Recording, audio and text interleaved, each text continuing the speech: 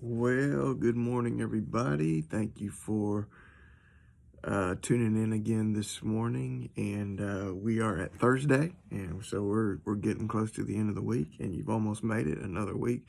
Man, we are. Is today the first? Today is December, isn't it? Yeah, today is December the 1st. We're in December. Anyhow, Proverbs chapter 25. Few more verses I want to read about it in there, and this is about the way that we use our words and the way that it's about our tongues, and it's about using them wisely. And I'm going to emphasize that in a second. I'm going to start with there's a passage in James. It's James chapter 3. It really starts in verse 1, but from about verse 3 to about verse 5, and it really goes past that. But it talks about the tongue, and it says, the tongue it's like a bit that we put in a horse's mouth. That bit is small, but it goes in the horse's mouth, and you can control the whole horse with that little bit that's in his mouth. He says the tongue is like the rudder on a ship. If you ever look at the size of the rudder compared to the size of the ship, the rudder is small, exponentially smaller than the size of the ship, yet it can control that entire ship.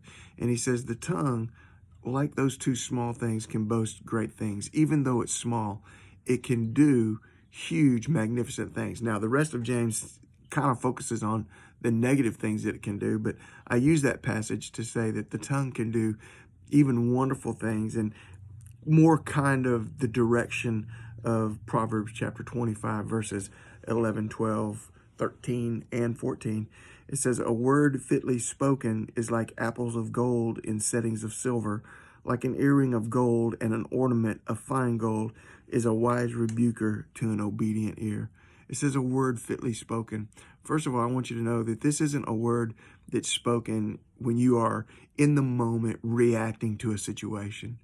This isn't a word that is spoken in the heat of your anger or in the heat of your passion.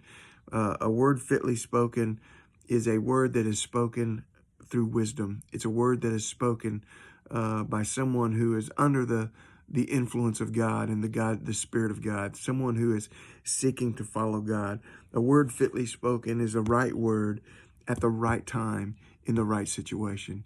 It is perfect to meet the need of the heart or the mind of whatever that person is going through. It's like apples of gold in settings of silver. It's like an earring of gold and an ornament of fine gold. Obviously, the imagery here is of fine jewelry. It's like a piece of fine jewelry. It's beautiful.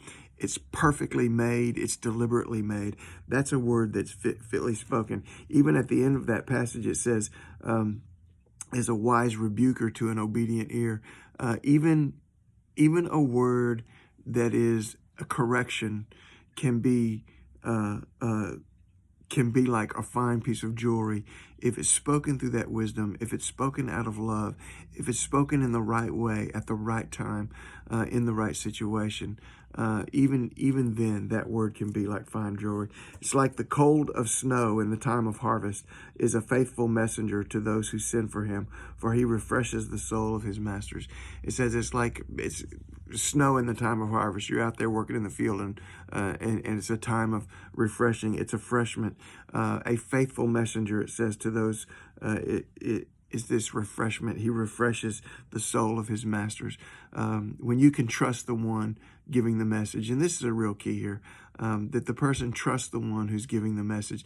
They trust that they love them. They trust that they have their best interest at heart. They can truly trust them, and that's why we can do with God. Whoever falsely boasts of giving is like clouds and wind without rain. Look, if you're just out there throwing around words because you think you know everything about everything, you think you know how to fix everybody, you're like a cloud without rain. You ain't doing any good. You ain't providing anybody anything. And if you were just boasting about how, well, I tell this, listen, a word fitly spoken is given by a person who's following the ways of God and who's trusted by the one he's speaking to. And he speaks the right word at the right time in the right situation. And then, my friend, it's precious. So Proverbs chapter 25, verse 11 through 14. Get out there in faith today. God bless you guys. Love you.